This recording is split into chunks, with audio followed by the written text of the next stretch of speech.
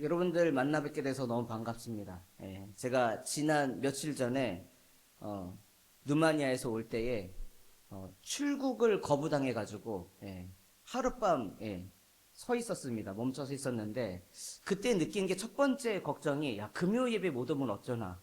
그리고 설마 주일 예배까지 못 오게 되면 어떻게 되나 이게 걱정이 되었어요. 근데 또 이렇게 또 달리 생각을 해보니까 매 주일마다 여러분들을 만날 수 있는 것이 나의 선택이 아니라 하나님이 주신 복이구나라는 생각이 들었습니다. 하나님이 허락하지 아니하시면 아니 일개 사람도 나라를 이제 비행기 타는 티켓이 있는데 거부하니까 못 가게 되는데 하물며 하나님의 집에 이렇게 예배 드리는 것이 하나님이 허락하시지 않으면 나는 내가 선택했다고 하지만 하나님이 허락하지 않으시면 올 수가 없는 자리구나. 그래서 너무 예배 드리는 게 감사한 일이고 여러분들의 얼굴 보는 것이 참 기쁜 일이다라는 생각을 하게 되었습니다. 그래서 여러분들 얼굴 보니까 참 좋습니다. 사람은 누구나 나이를 먹습니다. 이 당연한 사실을 사실 이전에는 그렇게 깊게 생각해 본 적이 없습니다. 뭐 늘 젊게 살 거라 생각한 적도 없지만 제가 어른이라고 하는 그 나이 값을 책임져야 되는 그 나이에 제가 어느 순간 서서 살아야 된다는 생각도 해본 적이 없었습니다. 그런데 작년부터는 몸의 회복력이 예년하고는 달라졌다. 목이 쉬어도 예전에는 한 2, 3일 쉬면 낫는데 작년 정규인 수련회 끝나고 난 다음에 2달 가까이 목이 회복이 안 되더라고요. 그리고 먹는 음식들을 잘 소화를 못해요. 몸 관리를 잘 못해서 그런 거겠죠. 그러나 하여튼 그러다 보니까 제 몸의 반응들이 달라졌다라고 하는 생각에 제 나이가 어떤가를 돌아볼 수 있는 그런 시간을 가졌어요. 몸이 달라져서 그런지 생각하는 방식도 정신적인 어떠한 사고의 그런 패턴들도 약간씩 변하고 있는 제 자신을 좀 돌아보게 되었습니다. 그래서 이번에 한국에 가서 서점을 방문하다 보니까 이게 찾는 섹션의 주제들이 있잖아요.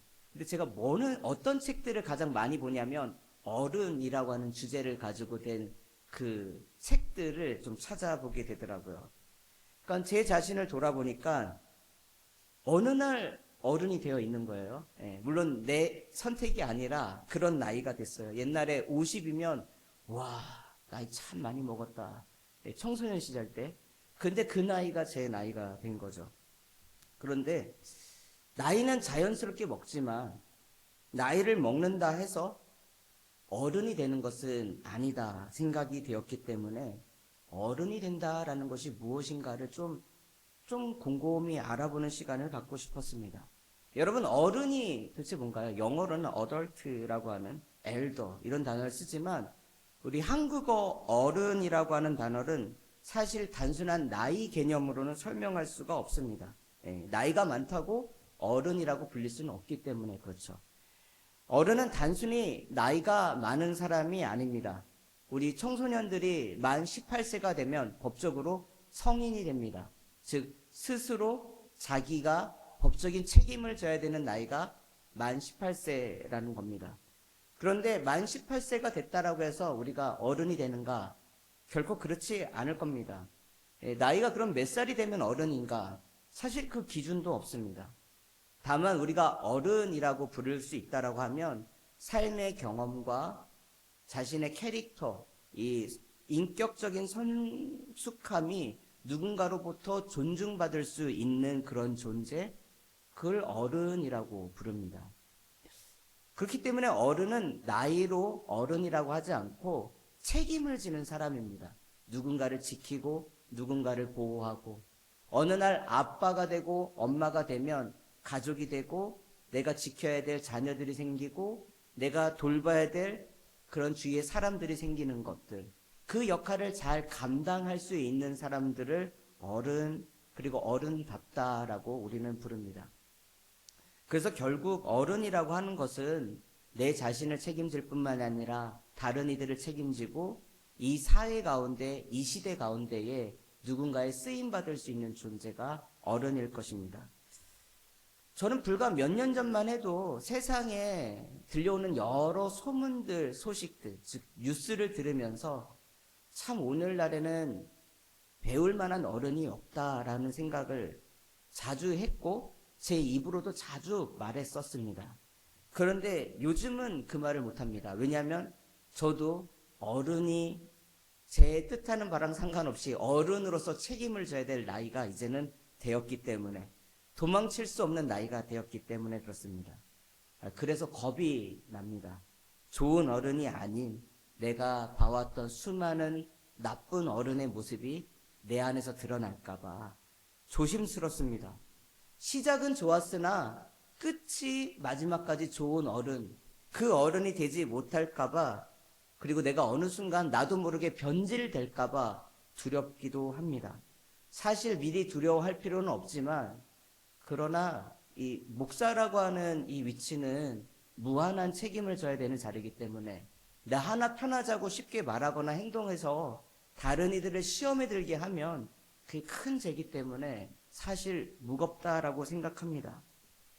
처음 시작은 좋은 사람들 참 많습니다. 근데 끝까지 어른으로서 그 역할을 감당하는 사람은 많지 않습니다. 저 오늘 살펴볼 사울이라는 이 사람은 처음 시작은 매우 좋았습니다.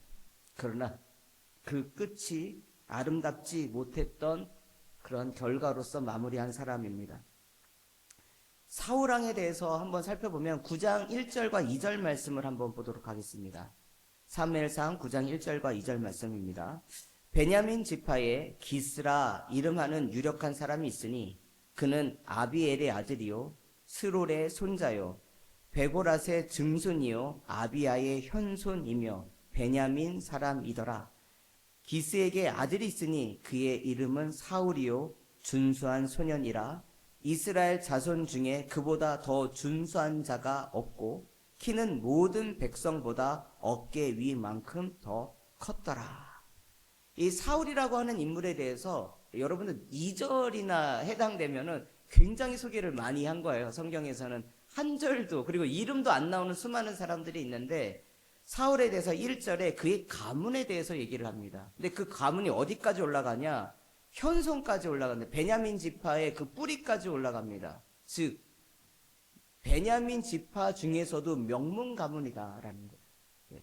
누구 아들, 그리고 누구 아들 뭐 이렇게 해가잖아요. 그 할아버지가 누군지 알아? 그 누가 뭐 이랬잖아요. 저 유명한 사람들 명문 가문들 하면 그 사람을 보는 게 아니라 그 집안이 어떤 집안이냐, 뭐 국회의원이 됐다, 학교 교장이었었다, 아니면은 큰 어떤 기업의 CEO였다, 배경에 대해서 얘기를 하잖아요.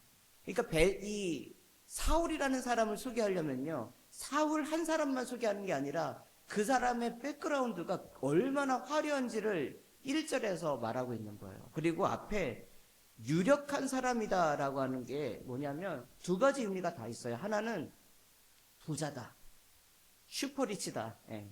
그리고 권력이 있어서 영향력이 있는 사람이다, 힘을 쓸 수 있는 사람이다 라고 하는 거죠.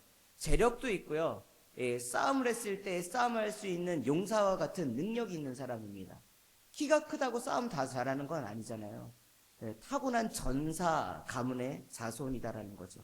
그래서 준수한 소년이다. 외모도 키뿐만이 아니라 얼굴도 잘생겼으며 키가 얼마나 컸었든지 모든 사람들 앞에 쓰면 그 사람들보다 얼굴 하나가 더 컸던 사람이다 라고 그에 대해서 소개하고 있습니다.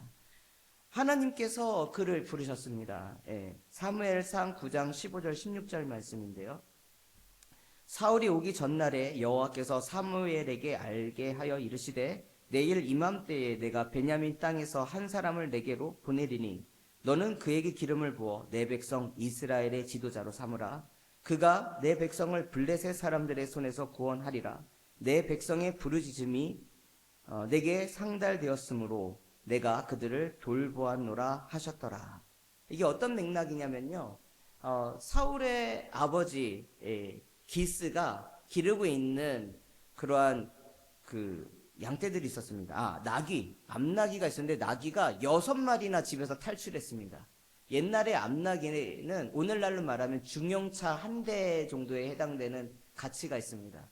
그러니까 집에 있는 중형차 6대가 도난당한 겁니다. 자기 발로 알아서. 근데 사울에게 야, 좀 찾아와. 그랬더니 사울이 동네를 다 휘졌어요. 베냐민 지파의 그 영토를 다 동네를 휘졌는데 없습니다. 그래서 옆에 동네까지 찾아가면서 찾았는데 없어요. 없다 보니까 어떻게 할까? 돌아가야 되겠다. 더 이상 못 찾겠다. 그러다가 자신의 사환이 여기 근처에 하나님의 사람이 있습니다. 그를 만나고 가면 좋겠습니다. 해서 우연히 만나게 된 게 사무엘인데 그 만나는 과정에서 하나님이 전날에, 그러니까 사울을 만나기 전날에 사무엘에게 하나님이 임하셔서 내가 만날 그 청년을 왕으로 삼겠다. 기름 부라 라고 하는 메시지를 줬다라는 거예요. 사람들 앞에서도 뛰어난 사람일 뿐만이 아니라 하나님 앞에 택함을 받아서 이스라엘의 초대 왕이 된 사람이 바로 사울이다라는 거죠. 그에 대해서 오늘 우리가 읽은 본문에 뭐라고 합니까? 17절에 스스로 작게 여길 때, 즉 그는 외모도 가문도 능력도 뛰어난 사람이고 부모를 대하는 효도, 어른을 대하는 공경함도 하나님께 나아가는 예배하는 자세도 모든 것이 훌륭한 사람이었을 뿐만이 아니라 겸손한 사람이었다. 겸손한 사람이었다. 그래서 하나님이 그를 이스라엘의 통합 첫 번째 왕으로 삼으셨습니다. 그는 자신의 능력이 내 것이다, 당연하다고 생각한 것이 아니라 하나님께서 주신 것이다 라고 생각했고 자신이 누리는 권리, 권세가 하나님께로부터 온 것이기 때문에 나는 강한 자가 아니다 생각했던 사람이었습니다. 겸손했기 때문에 세움을 받은 그런 인물이었습니다. 그런 인물이 하루아침에 그 좋았던 모습을 벗어버리게 되었습니다.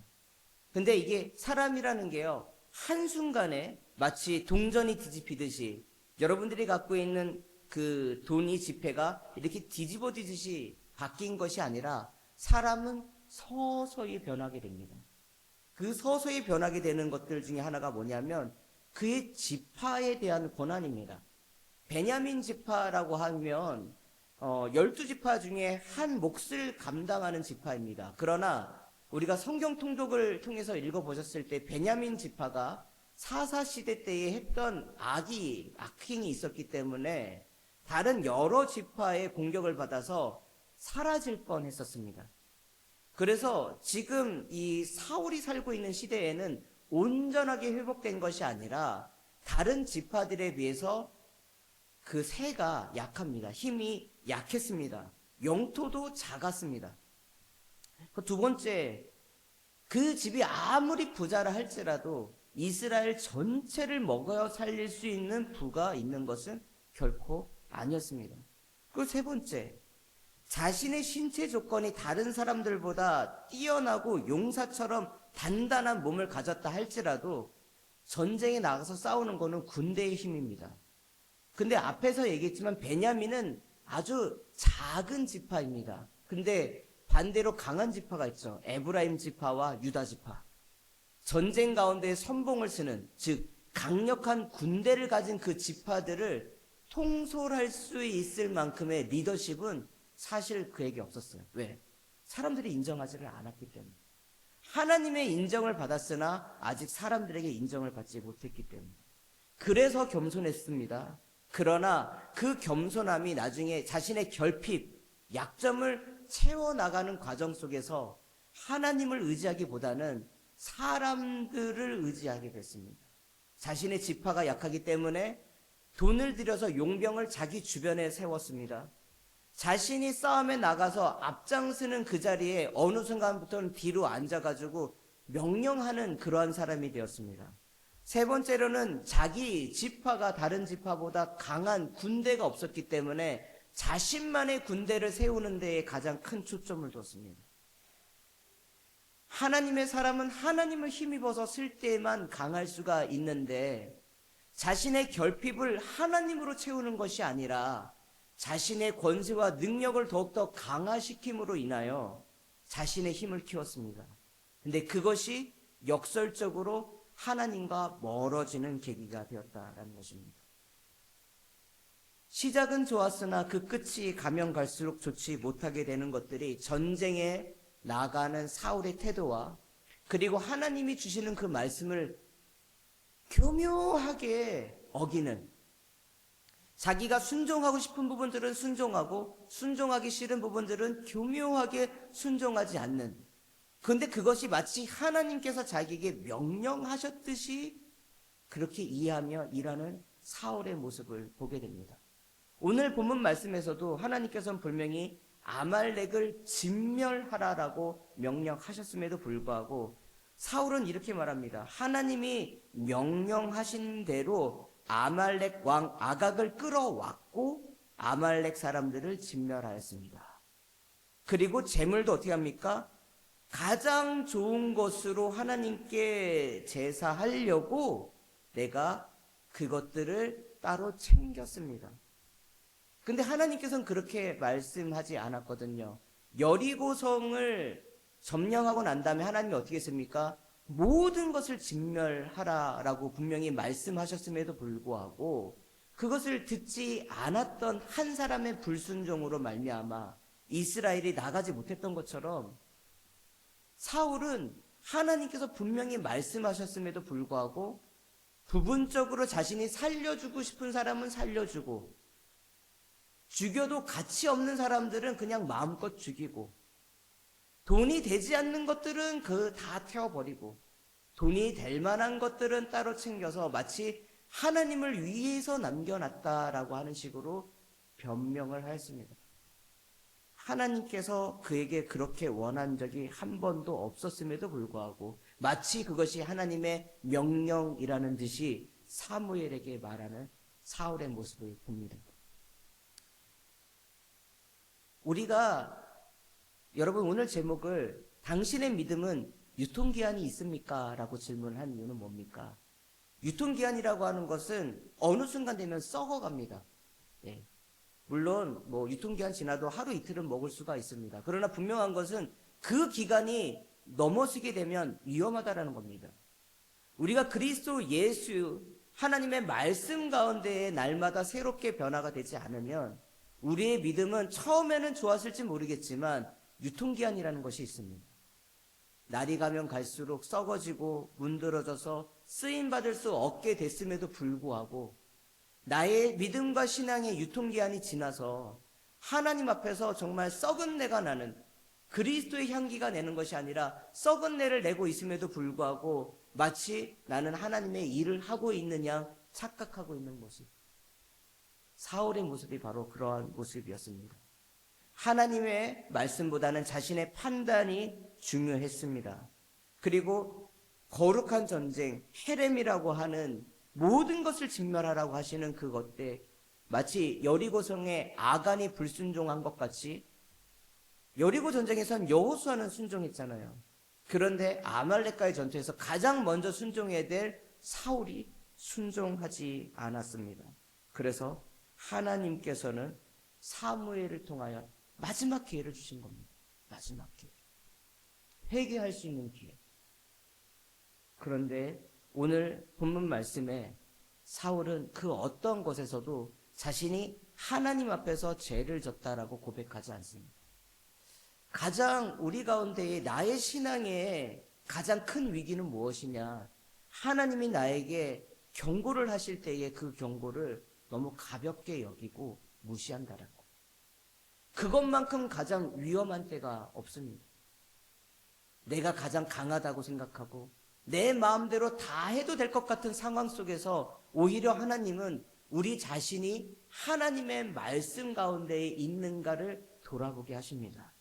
사무엘을 통해서 말합니다. 하나님께서 명령하신 것이 무엇인가? 그런데 앞에서도 얘기했지만 사울은 결코 자신은 하나님의 말씀에 불순종했다라고 얘기하지 않습니다. 순종했다고 합니다. 그래서 사무엘이 이렇게 말합니다. 매우 유명한 말씀이죠. 22절과 23절 말씀입니다. 사무엘이 이르되 여호와께서 번제와 다른 제사를 그의 목소리를 청종하는 것을 좋아하심 같이 좋아하시겠나이까? 순종이 제사보다 낫고 듣는 것이 순양의 기름보다 나으니 이는 거역하는 것은 점치는 죄와 같고 완고한 것은 사신 우상에게 절하는 죄와 같음이라. 왕이 여호와의 말씀을 버렸으므로 여호와께서도 왕을 버려 왕이 되지 못하게 하셨나이다. 여러분들, 말씀을 가지고 산다라는 거는요, 매우 큰 축복입니다. 근데 이 말씀이 잔소리처럼 들려지고 했던 것처럼 들려지는 그 순간, 이때 조심해야 됩니다. 우리가 잠언 말씀을 계속 읽는 이유는 다른 것이 없습니다. 잠언 말씀에 매우 자주 등장하는 명령이 있습니다. 경청하라는 겁니다. 아들아, 아비의 말을 경청하라, 들어라. 그 말은 뭡니까? 경청하지 않기 때문에 말하는 겁니다. 자녀들이요, 부모의 말이 잘 들리지 않습니까? 안 들려요. 그러니까 뭐합니까? 들으라라고 명령하는 겁니다. 하나님의 말씀이 잘 들립니까? 들리면 축복이지만 사실 기본적인 디폴트 값은요, 하나님의 말씀을 들어도 잘 들리지 않습니다. 들리는 그 순간에 내가 그것을 아멘으로 딱 잡을 수 있는 것이 듣는 겁니다. 경청하는 겁니다. 그런데 그렇게 하지 않으면 그 말씀을 어떻게 하는 것이냐? 버리는 것이 됩니다. 버리다 보면 어느 순간 하나님도 손 쓸 수 없는 시간이 됩니다. 그래서 하나님이 포기해서 버리는 것이 아니라 우리가 끝끝내 그 넘어가야 될 다리를 끊어버리기 때문에 하나님도 버려지게 되는 겁니다. 우리말에 진부하다라는 표현이 있습니다. 한자어입니다. 묵을진에, 화면을 좀 보고, 썩을 뿌입니다. 진부하다. 그래서 오래되어 방치되었다라고 하는 단어인데요. 우리 청소년들이나 청년들은 쉽지 않은 걸 거예요. 오래되었다, 낡았다. 그게 진부하다라는 것이 아니에요. 진부하다라는 것은요, 오래되었는데 두어서 썩어서 못 쓰게 된다. 이게 진부하다라는 겁니다. 올드해지는 게 나쁜 것이 아니에요. 나이 먹는 게 나쁜 것이 아닙니다. 문제는 오랜 시간이 됐는데 그것이 성숙해져서, 그러니까 숙성되어 성숙하게 되는 것이 된다라고 하면 새 것보다 더 놀라운 맛을 냅니다. 시간이 지나는 게 문제가 아니에요. 시간이 지나면서 진부하다는 것은 무엇이냐면, 옛날에는 고기가 귀했지 않습니까? 고기를 창고에다 보관을 합니다. 썩을 뿌가 뭐냐면, 저기 보면 고기 육자가 있어요. 창고 안에 들어가 있는데 왜 두냐? 보관하는 것도 있고요, 숙성하는 것도 있습니다. 스테이크도 어떤 게 비쌉니까? 숙성한 고기가 비쌉니다. 왜냐하면 바로 잡은 고기보다 숙성한 고기가 밀도가 높아요. 맛이 진합니다. 그런데 이 숙성하는 과정을 방치하면 어떻게 됩니까? 썩는다라는 거예요. 더 귀하게 주려고 숙성을 하는 것인데 그 숙성이 그냥 오래 방치하는 것으로 두면은요, 먹지 못할 썩어가지고 문드러지는 것이 됩니다. 여러분, 신앙이라고 하는 것은요, 저 영어적인 표현을 한번 보죠. 진부하다라고 하는 것은 뭐냐면, 우리 가운데에 하나님 말씀의 은혜를 유지하지 못하면요, 유통기한이 있어요. 그 은혜 받았던 때가 있는데 그 은혜를 날마다 은혜 가운데에, 하나님의 말씀 가운데에 갱신하지 않으면, 새롭게 하지 않으면 어떻게 됩니까? 신선해지고 신선하지 않고 딱딱해져요. 빵이 어떻게 됩니까? 구워서 이 버터 향이 참 날 때는 그 향기만으로도 얼마나 먹고 싶습니까? 그런데 하루만 지나면, 아니 조금만 지나면 어떻게 됩니까? 바게트 빵 같은 경우는 무기를 삼을 수가 있습니다. 이가 안 들어가요. 그리고 어떻게 됩니까? 오래둬서 숙성한 게 안 되면 쾌쾌한 냄새가 납니다. 바울은 우리를 향해서 우리는 그리스도의 향기라고 말하고 편지라고 말합니다. 향기는요, 썩은 것을 감출 뿐만 아니라 우리 존재를 귀하게 바꿉니다. 편지는요, 요즘날 편지를 많이 안 쓰지만 그래도 손편지를 받으면, 이번에 한국 갔다 오면서 저에게 이렇게 감사합니다라고 손편지를 남겨주신 분들이 있어요. 얼마나 귀한지 몰라요.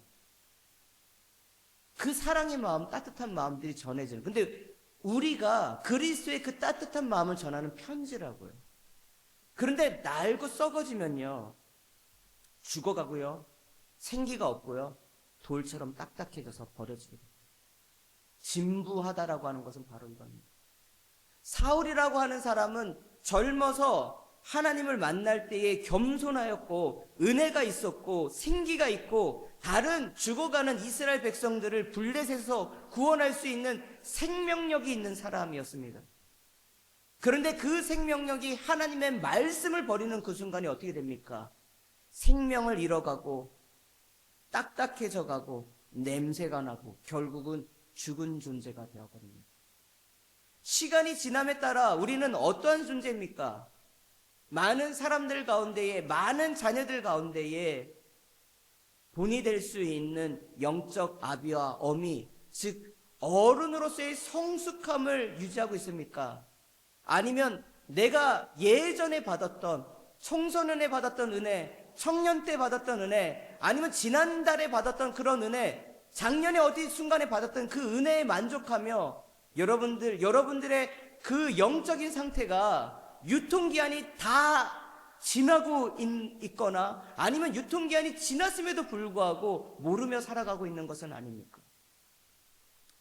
사울을 보면서 믿음과 신앙이 하나님의 말씀을 떠나는 그 순간 그 누구도 진부함에서 벗어날 수 없다라는 것을 알게 됩니다.